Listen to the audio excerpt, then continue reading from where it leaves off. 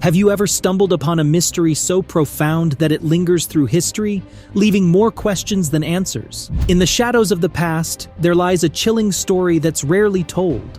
A tale of children born into a dark Nazi agenda, their fates woven by the twisted Lebensborn program.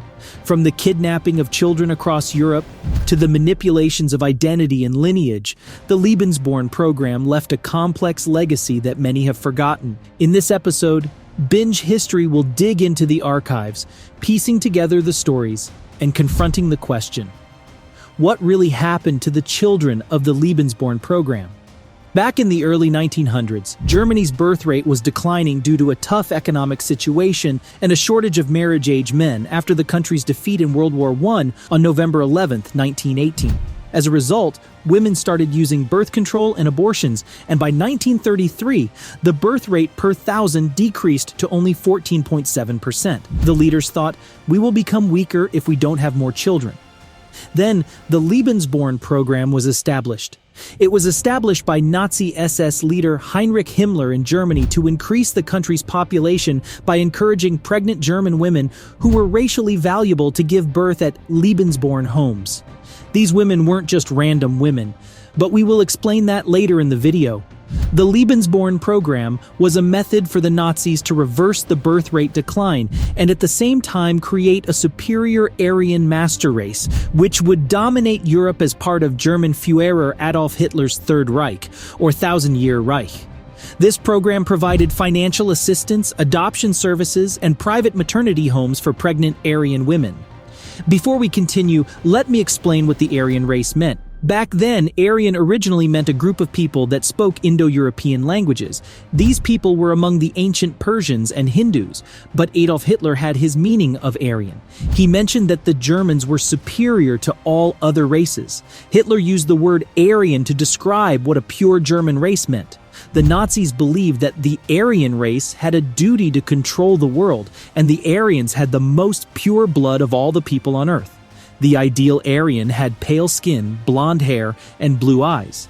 The Schutzstaffel and Wehrmacht officers were encouraged to have children with Aryan women, believing that these children would grow up to lead a Nazi Aryan nation. Before we go deeper, make sure to subscribe to our channel for more content just like this one and turn on post notifications. With all that done, let's binge history.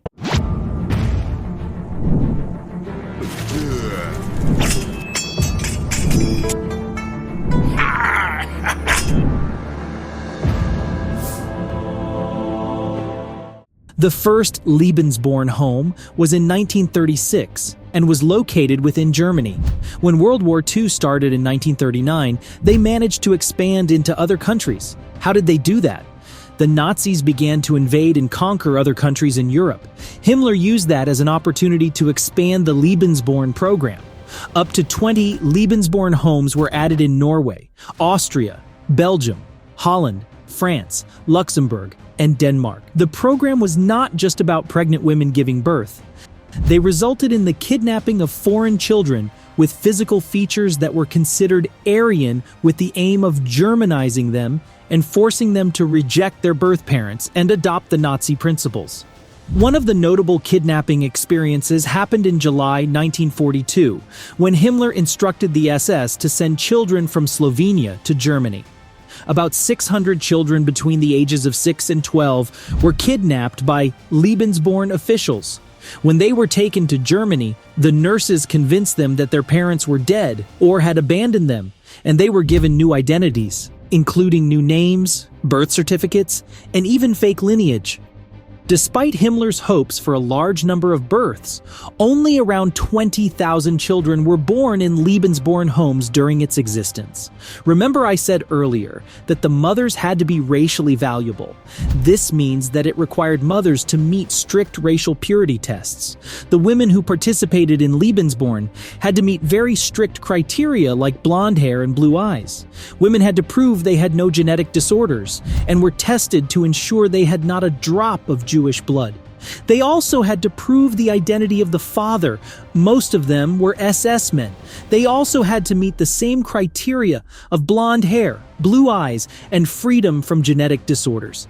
The program involved SS nurseries that transformed into meeting places for racially pure German children born in Lebensborn homes, and also provided financial support for expectant mothers, whether wed or unwed, to have their children in safety and comfort.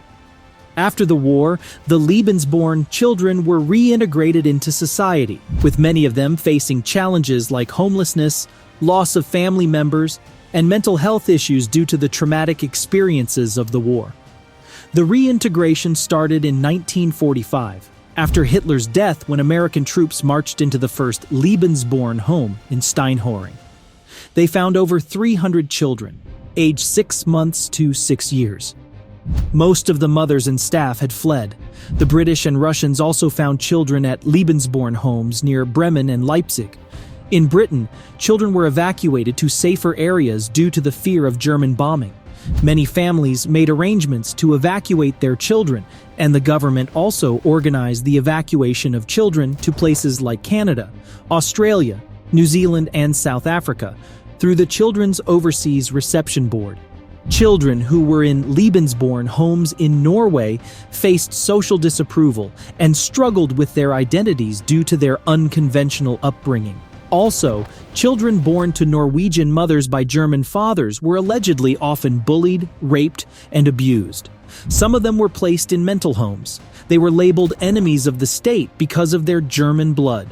The Norwegian government was not left out as they attempted to deport Lebensborn children to Germany, Brazil, and Australia, but did not succeed. An example is Anni-Frid Lyngstad, a member of the famous Swedish pop group ABBA. Like other children born to Norwegian mothers and German SS fathers during World War II, she was labeled as a product of betrayal.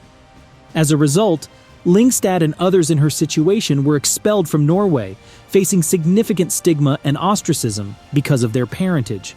Another person named Paul Hansen said, "I was transferred from the Lebensborn home Goodhob into an asylum, together with some others. We were locked up together with mentally ill people, and we had to eat and go to the toilet in the same room." Paul Hansen broke his silence and changed his anonymous Lebensborn identity. Many of these children, along with women suspected of having relationships with German soldiers, were ostracized, and some were even interned in camps post-war. Women were ostracized in Norway, not only because they swore into Nazism, but also because they lived in the best conditions while local communities starved during the war. According to a Lebensborn mother, Hildegard Trutz, the accommodations were the height of luxury. Women in her clinic were stationed in a castle with a common room for sports and games, a music room, and a cinema.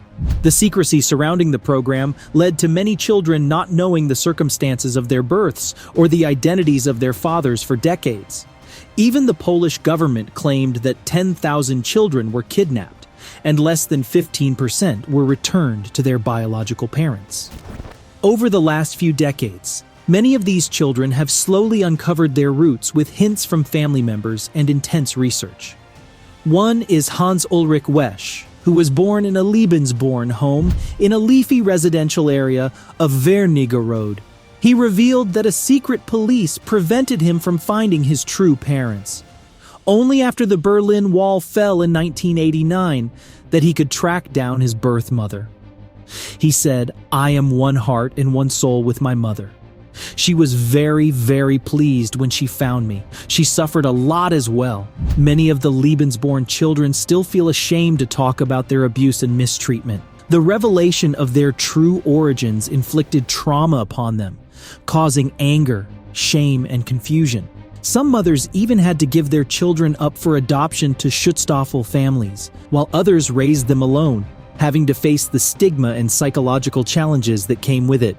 A group of Lebensborn children sued the Norwegian government. Norway's Prime Minister in 1999, Kjell Magne Bondevik, made a public apology for the state's mistreatment of Lebensborn children. On October 29, 2001, the trial in which the Lebensborn children sued the Norwegian government started. Tor Brandeker, who led the organization suing the government, hoped that the court trial would reveal the dark history of Norwegian state ruling. The prosecutors demanded up to 2 million kronen, which is €253,000 for each case as the prize for a lost childhood. After the case was rejected in November on grounds of invalidity, the former Lebensborn children submitted their case to the European Commission of Human Rights in Strasbourg. In 2002, the Norwegian parliament decided to order the state to make amends. The government offered to pay the children up to 200,000 kroner, which is £16,700 each, depending on how much suffering the victims could document, lower than what Lebensborn demanded. The European Commission of Human Rights ruling the Thierman case declared it inadmissible on October 2007 for an alleged failure of the complainants to exhaust domestic law. Survivors have experienced physical abuse, neglect, and hostility. Many were denied their true identities and family histories, leading to confusion and isolation. Some survivors have struggled to obtain compensation for the suffering they endured, with governments and courts often dismissing their claims due to statutes of limitations or lack of interest in investigating their post-war treatment. If you liked the video, hit the like button and subscribe to Binge History. Let us know in the comment section about your views on the topic too.